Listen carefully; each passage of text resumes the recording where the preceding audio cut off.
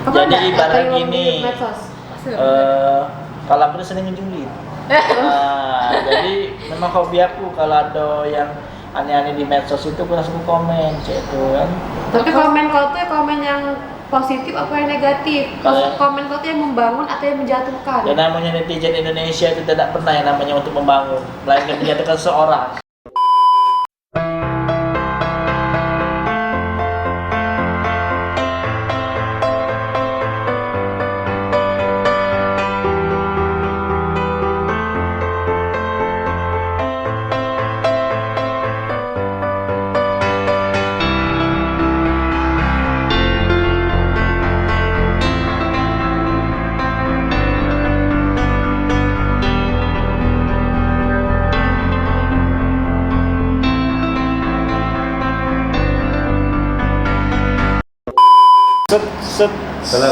Assalamualaikum warahmatullahi wabarakatuh. Kembali lagi bersama kami di Pengacara Channel Pecah. Oke, pada hari ini kita akan membuat Baca doa. baca doa.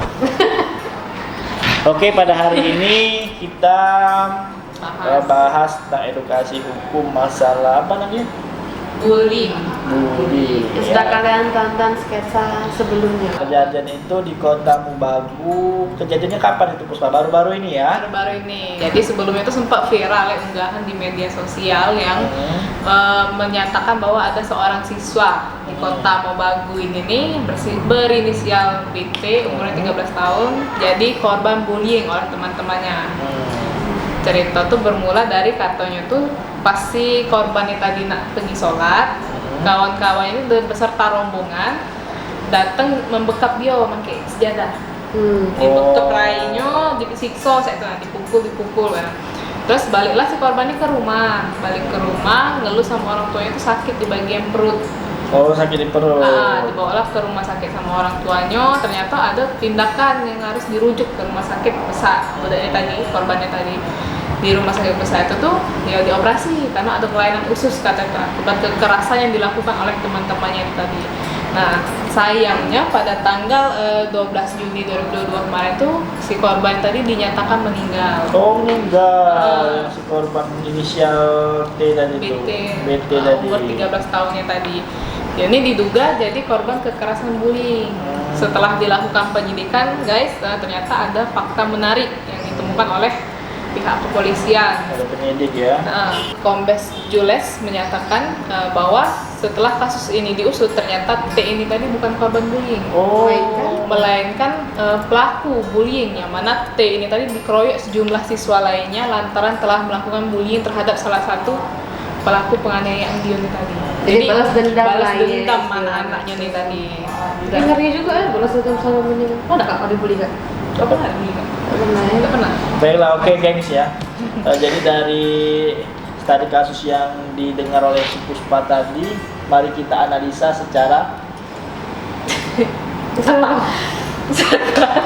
baca. Ya, jadi ada beberapa yang harus kita analisa dari tadi kasus. Nah, jadi ini. apa lah Mas Agung tuh bully ke beliau? Bullying itu adalah suatu tindakan negatif ya menurut saya, yang mana itu selalu yang tindakan berupa agresif dan manipulatif yang dilakukan seseorang terhadap seseorang. Yang mana yang dilakukan itu menyebabkan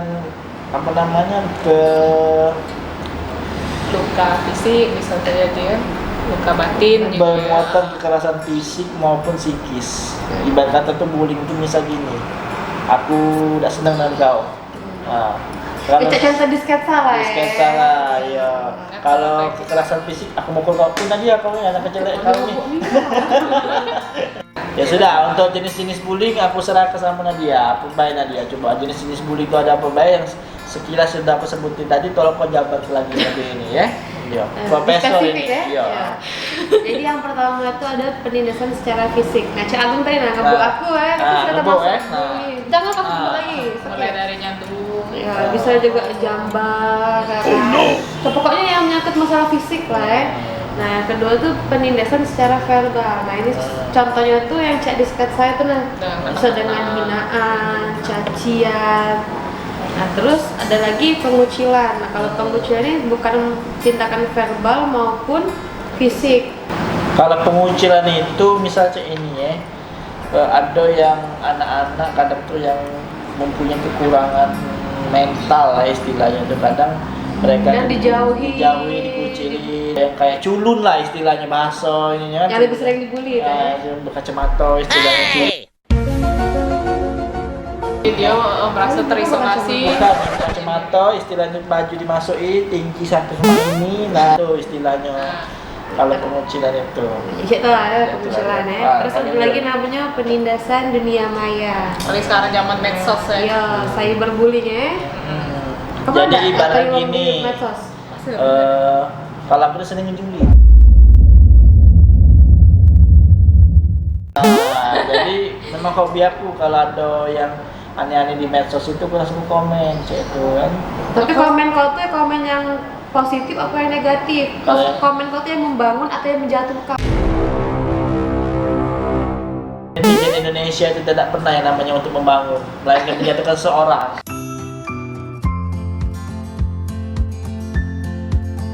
Oh, pelaku bullying. Pelaku bullying juga. Bullying medsos.